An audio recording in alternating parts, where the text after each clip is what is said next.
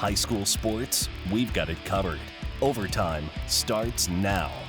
Hello, everyone, and welcome to Overtime. I'm Regan Holgate. And I'm Scott Leber. We've been treated to 9 great weeks of regular season high school football. For some local teams, this final night was pretty intense. And there were several teams, especially the Big Northern Conference, trying to clinch those playoff berths. And there were other teams trying to claim conference championships. We'll get you caught up on all of that. Now, Tim Bailey's here. He's going to help us put a bow on the Nick 10 regular season, and we'll spotlight a local coach who has been named Illinois' top assistant coach. We're going to start, though, in Forreston for one of the greatest high school football rivalries anywhere, LenaWinslow against Forreston. And a win for the Panthers would give them the NUIC championship outright, but a loss by the Panthers and the conference would finish with tri-champions. Lena, Lee Win, Forreston, and DuPec would each have one conference loss. So let's see whose crown it will be. It's the Gillies Heating and Air Conditioning Game of the Week. It was a quick 3-and-out for Forreston to start. Lena's Cobra Lynch found some space on the outside, and he dives into the end zone. Panthers go up 8-0.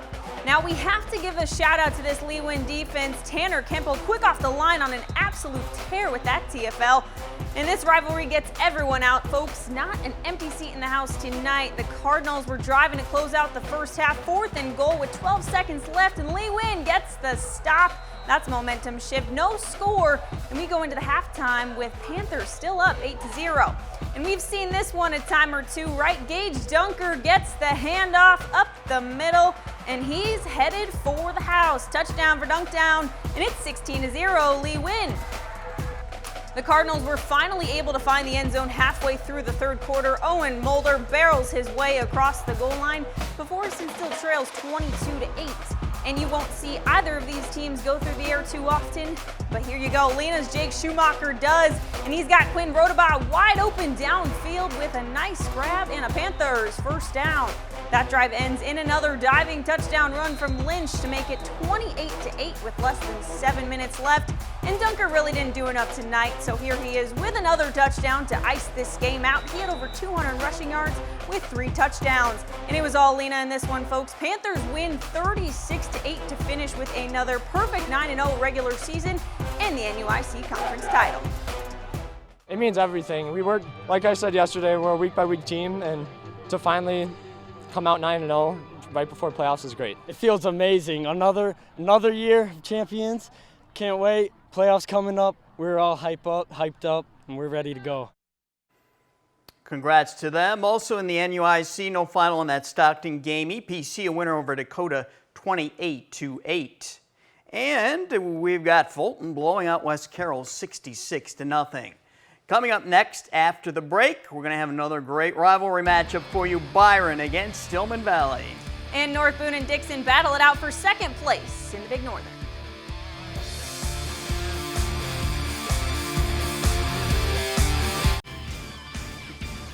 The Byron Tigers have been as close to perfect all season long as a team really can be. They dominated their first 8 opponents, outscoring them by 456 points. Not bad. Yeah, tonight they were looking for a storybook ending to the regular season, a win over their biggest rivals, the Stillman Valley Cardinals. Stillman beat Byron last year in overtime. Pick it up here. Cardinals first with the football. Ryan Roof tossing it to Keaton Rowman. And Rowman is stopped by Dylan Shank. The tackle for loss there. Nice play there. Moments later, Byron's Braden Knoll running is for an 82-yard touchdown for the Tigers' second TD of the game. Late in the second quarter, Tigers' Adam Shank finds Braylon Kilduff, and Kilduff reaches in for the score there. It was 22-0. And at halftime, Byron went on to beat the Cardinals 43-7 and takes the Big Northern Conference as the outright champion. When the playoff pairings are released tomorrow night, we could see a bunch of Big Northern Conference teams listed. Byron and Stillman, they're both going to be there. North Boone and Dixon, too. Oregon could be there as well. And then either Lutheran or Genoa Kingston, they had their own playoff game tonight. Taylor Castro was in Genoa for that one. Hi, Taylor. Hi, guys. This was pretty much a winner-take-all game. Both teams came in with 4-4 records. The winner would be in the playoffs, and the loser probably turning in its pads on Monday. Both teams were off to a hot start on offense. Luther leads by 7 until a long run from GK's Austin Graffett. That'll put the Cogs on the board. Crusaders with the ball now, but Tyler Atterbury will get the tackle, and he'll also get a well-deserved pat on the back after that play. 3rd and 14, Lutheran's Gavin Sanders finds David Ballard, who will take it the rest of the way for the 40-yard touchdown. Crusaders lead 13-6. Lutheran attempting the extra point. but it's blocked by Tristan Swenson. Let's get a better look at that. Here he goes. What an effort and what a play by Swenson. Crusaders ball again. Sanders on the keeper goes for a 14-yard run for a huge Lutheran first down. There's no rain this week, but there was mud and lots of it. Sanders keeps it himself again, manages to stay up, and the drive stays alive for the Crusaders. Lutheran is ready to go to the air, but Nolan Klein is there for the Cogs, and so the Crusaders will turn it over on downs. They'd hold on to the lead. Lutheran beats Genoa Kingston 20-12. Rockford Lutheran now stands at 5-4 with a spot in the playoffs. Genoa Kingston falls to 3-4 for the regular season. Scott and Reagan. All right, thanks, Taylor. The Oregon Hawks were trying to get a playoff-clinching 5th win tonight. They were at Rockford Christian. Oregon with the ball, and Logan Weems gets his first touchdown. Rockford Christian now with it. Jaden Williams under pressure right away, rolls out, lobs it up, and it's picked off by the Hawks. Get him into good field position there. Hawks quarterback Jack Washburn goes over the middle to Josh Crandall, and he's in for the touchdown. Hawks had it the entire first quarter. Logan Weems is going to get the handoff once again and break through once more. Oregon won 48-13. The Hawks are most likely in the playoffs for the first time since 2014. Well, there was a great matchup in Dixon on paper. 6-2 North Boone against the 7-1 Dukes. Two teams tuning it up for some playoff action. First quarter, Dixon QB Ty Shaner, he had already thrown a touchdown pass at this point. Here he keeps the football. He is a deceptively very good runner. That's a 27-yard TD. It was 14-0 Dukes, and the Dukies in the stands loving it. Shaner then to his little bro, Cullen on the slant. That works a lot for those guys. He's down inside the 30. So then they give it to the ground guy, Aiden Wiseman. He's in easy for the TD. It was 21-0 early. Dixon's defense doing its part too in this game. How about Eli Davidson shooting into the backfield for the sack of Jack Christensen. Now Christensen, though, and the Vikings, they come right back. Watch Christensen deliver a bullet to Connor McKibben for the TD. That made it 21-7. I like this. North Boone on 4th down near midfield with a ball. They're going to go for it. Trick play here. Halfback option, but Aiden Hogard there to bat it down for the Dukes. I like the play call, but that's a great play by Hogard, getting those hands up. Wiseman then follows that up. Another big run for number 22 for the Dukes.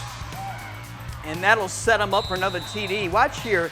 Shaner, the quarterback, sells the handoff to Wiseman. I bid on it. North Boone's defense bid on it, and it's Shaner who keeps the ball, and he's in there for another touchdown. 28-7. Again, though, North Boone no quit. Christensen laying up the jump ball for 6'4" Brad Dahl, who comes down with it for the TD. Dixon wins those 62-35. The Dukes finish 8-1 in the Big Northern. Not too shabby, as tough as that conference is. In another Big Northern game, Rock Falls gets a win, knocking off Winnebago 41-35. In other football action, how about Rochelle the Hubs win their showdown against Richmond Burton 30-20, so the Hubs are Kishwaukee River Interstate 8 Blue champions. How about that? And Sycamore loses its first game to rival Morris 22-14. In 8-man football, Amboy crushed Polo 52-6, and South Beloit edged Christian Life just by a point, 25-24.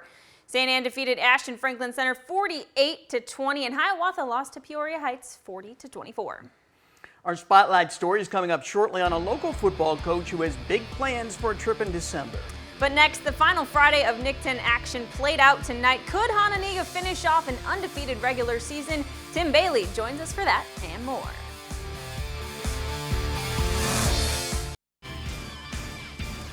It was an Indian summer turned into an Indian fall as the Hananiga Indians. Yeah, they took hold of the Nick 10 lead in week 1 with a convincing win over Jefferson. They followed that up with another convincing win over Harlem, and they just kept going there, Reagan. It's all Hananiga Indians. The only team that gave them a battle was Boylan in week 6. So tonight, the Gatorade was ready on ice for a celebration for the Indians. One more win against Auburn, and they would be the outright conference champions. This game was played at Wyeth Stadium. Auburn is playoff bound after last weekend. 6-6 tie in the second.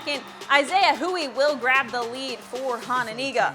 Auburn needing a spark late in the half. They're gonna get it with Terry Horton on the kickoff return, finding holes. breaking tackles and getting great field position for the Knights. Now the Knights trying to capitalize. Anthony Purifoy airs it out downfield, and Leonard Spates is gonna grab it and shake a defender to answer. That was quick. Now, however, too much time left on the clock. Under a minute for the Indians. Cole Warren scrambles, steps up, and throws it to Joseph Melcher.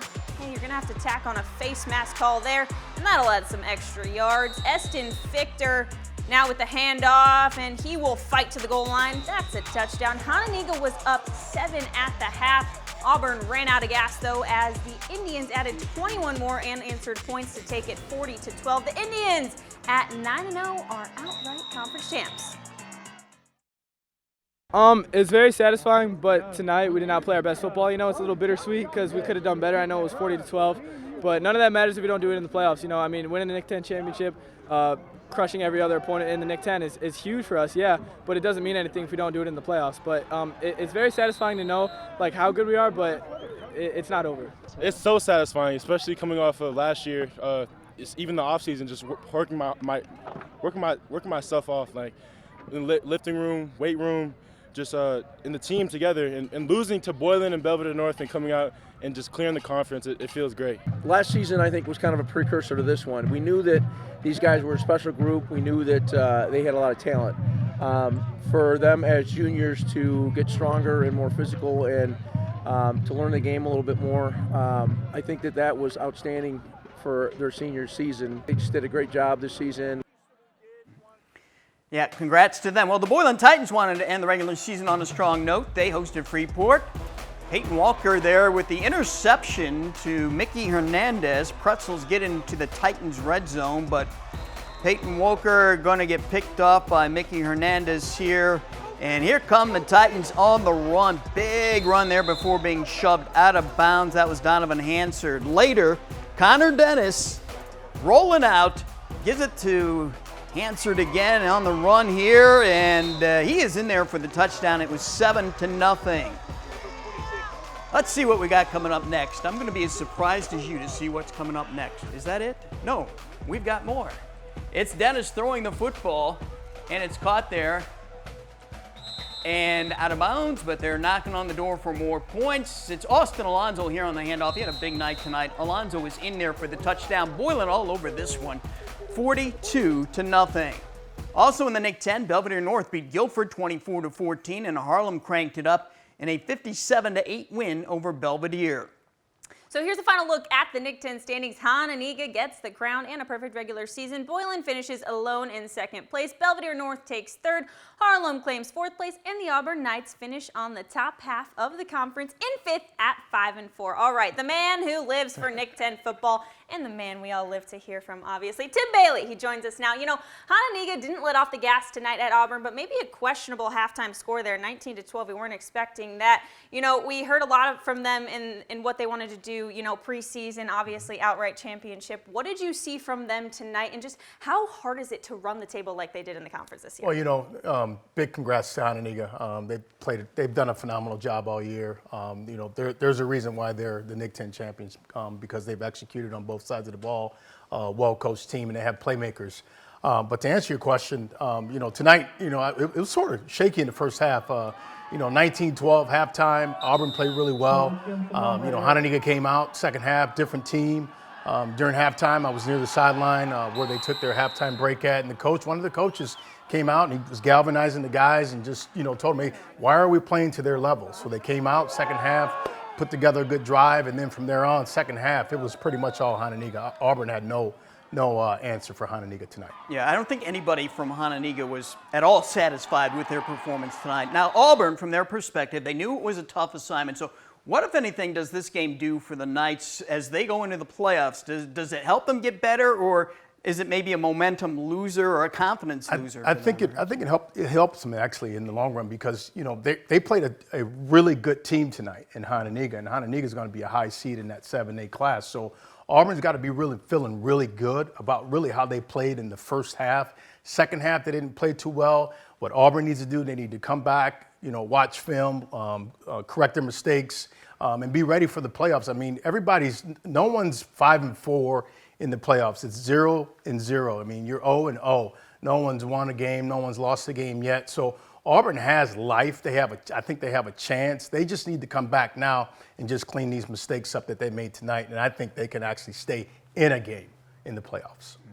All right, and our man was everywhere tonight. He was also at Boylan for an early kickoff, and they handled the pretzels like we kind of expected them to do. Are they where they need to be heading into the playoffs? I don't think they're where they need to be. I saw some things tonight offensively that concerns me, just lack of execution, so to speak. They came out second half. They were a different team, but just the lack of execution in the actual first half, I really didn't see, the execution that I'm used to seeing from that Boylan's offense. I don't know what it was. Maybe they came out a little sluggish. Maybe they take Freeport a little bit lightly. But you're getting ready for the playoffs, and you may have a home game, you may not have an actual home game. You may have to travel. So, with everything said, you have to be ready to be able to go out every Friday night and play at your best. And again, tonight I didn't really see them at their best, but I think they're going to be okay. But the lack of execution, I definitely saw that tonight on the offense. All right, there is one more Nick 10 game still to be played tomorrow. East and Jefferson going to finish up their season at Swanson Stadium. But the big story in this game is Javius Catlin for the E-Rabs. He still has a chance to become the Nick 10's all-time rushing leader with 160 yards. Breaking the record currently held by Harlem back Brenton Shaw from a few years ago. So, Tim, give us your thoughts on how talented Catlin is and just how special his career has been. Because he hasn't been, as a freshman year, he was on a good team. But after that, the E-Rabs kind of struggled a bit. I'm going to pivot here a little bit. Okay. One thing, we highlight the athletes and their success on the field and on the court, but we don't really highlight what they do in the classroom. And this young man deserves a little shout out what he does in the classroom. His freshman year, he had a 4.0. Sophomore year, he had a 3.6. Junior year, 3.5. And now he's currently still at 3.5. So what he's done in the classroom speaks really volumes. But as it relates to what he does on the field, he's been nothing but astounding his entire high school career. We're going to miss this young man. Again, he's only 161 away from the record. And I had a chance to speak with him last night, and, he's excited. He's not really too fixated on the actual record. Yes, he wants to get the record, but again, at the end of the day, he's a very unselfish young man, well-mannered. And again, but going back to my opening statement about Catlin, what he does in the classroom really sticks out to me. Again, he's a great football player. We know that. He's going to be a next-level young man. But again, what he's been able to do in the conference in the last 4 years has been nothing but special. Yeah, great kid. All right, folks, if you want more from Tim on local football, check out the Bailey Pod. You can find that on YouTube. He discusses high school football and other sports with local coaches and players. All right, thank you, Tim. We still have more to come. Our Spotlight feature story is next. We'll learn about a local coach who is #1 in all of Illinois, according to one prestigious group.